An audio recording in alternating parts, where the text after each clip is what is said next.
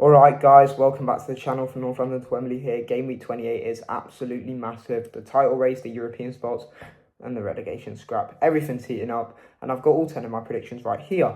As always, I'll go through my scorelines first with breakdowns, form, injuries, the lot. And then at the end, we'll check out your community predictions because some of you hurt my feelings this week. You'll see why. Let's get started. Wolves versus Aston Villa. So look, Wolves are rock bottom. They've only managed one Premier League win all season. Their home form is the worst in the league and they're just struggling for goals overall. Literally 18 goals in 28 games, which is shocking for this level. Villa, on the other hand, are sitting third in the table right now and have one of the best away records in the league. Even though their form recently has been mixed, a draw against Leeds, a narrow win over Brighton, they're just levels above Wolves this season. Everything points towards Villa nicking this. Wolves might make it scrappy. It is a derby after all, but Villa take it 2-1. Bournemouth have been one of the sneaky form teams of 2026. They're unbeaten in 7 league games. They've beaten Liverpool and Spurs recently at home, and they've pushed themselves up to 8th place. Serious stuff.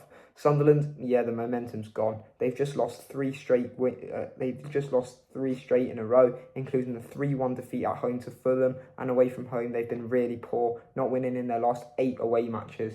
Bournemouth at the Vitality are a problem for anyone right now. I think they edge this 2-1. Burnley have actually shown little flashes recently. That comeback against Palace, that late equaliser at Chelsea, but at Turf Moor they've been awful. They're winless in 9 home games and have conceded 52 league goals, the worst defence in the league. Brentford, meanwhile, are pushing for Europe. They've won away at Villa and at Newcastle, and every preview, every model I've seen basically says the same thing. Burnley just concede too many. Brentford punish mistakes. Bees win it 2-1. Liverpool aren't smashing teams every week right now, but what they are doing is controlling matches and keeping clean sheets. They've had 2 straight 1-0 away wins, Forest and Sunderland, and the underlying structure looks good again. The 4-2-3-1 shape has been very settled lately with McAllister, Szoboszlai, Gravenberch and that centre-back pairing. West Ham have improved, only 1 loss in their last 6, but they're still 18th.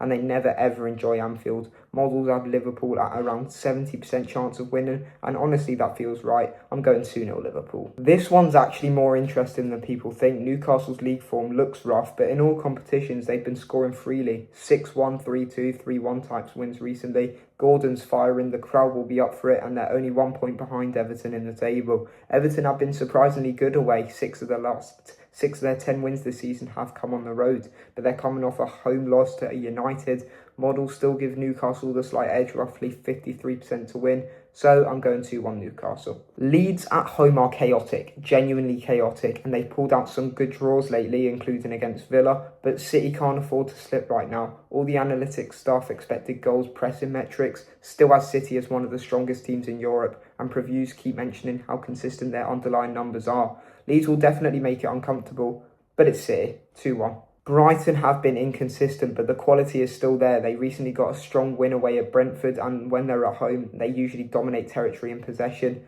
Forest, meanwhile, just lost late against Liverpool and are sitting dangerously close to the bottom 3. They're unpredictable, but Brighton should have enough of the Amex. I'm going 2-1 Brighton. Alright, as a Spurs fan, this is where my weekend usually goes downhill. Spurs are 19th in the Premier League form table over the last 6 games. Yep, 19th.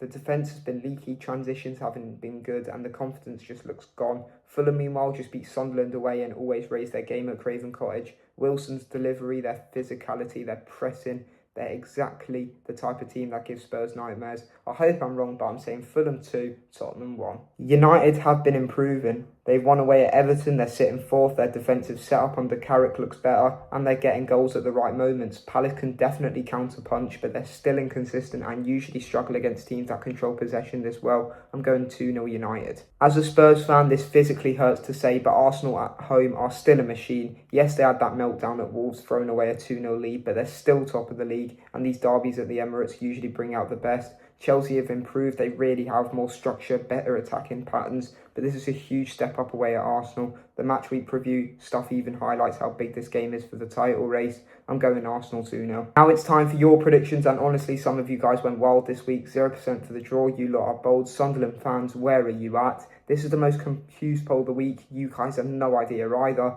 Absolutely nobody believes in West Ham at Anfield, which is fair enough. Pretty much in line with me, Toonami approved. No surprises here, City 80%.